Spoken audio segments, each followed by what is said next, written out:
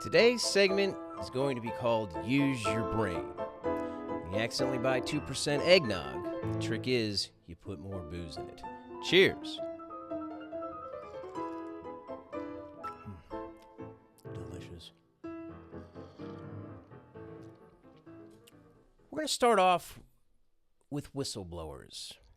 Over the weekend, a young 26-year-old IT man named Sucher Balaji was found dead in his apartment in San Francisco from an apparent suicide. Now, why is this important or a big deal? Balaji worked for a company called OpenAI, and he accused them of copyright infringement using ChatGPT, and he thought that this deteriorated the integrity of the internet. And he whistleblowed on OpenAI. Now, this could potentially cost OpenAI hundreds of millions of dollars and their reputation.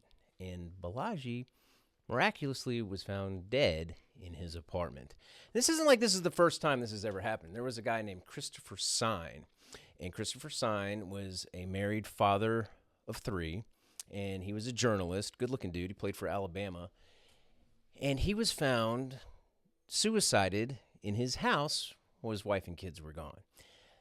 Now, why is this a big deal? Because Sine was a whistleblower when Bill Clinton landed on a tarmac to meet Attorney General Loretta Lynch.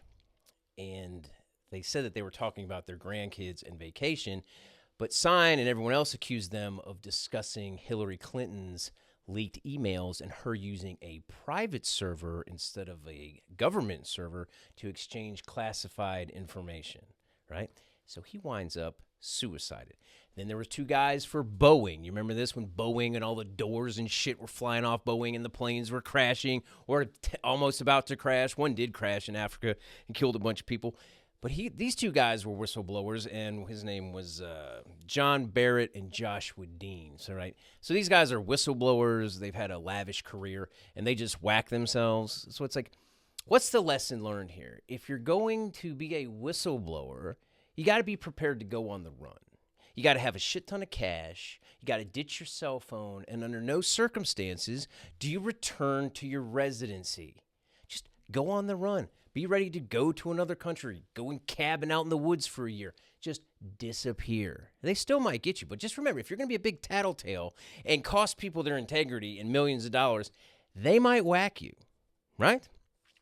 We're going to move on to the drone drama. Who's loving the drone drama, right? So the drone update is that a guy named John Ferguson, the CEO of, Saxon Aerospace, he says that these drones have the capabilities to have detectors on them, and they can find gas leaks or radioactive materials.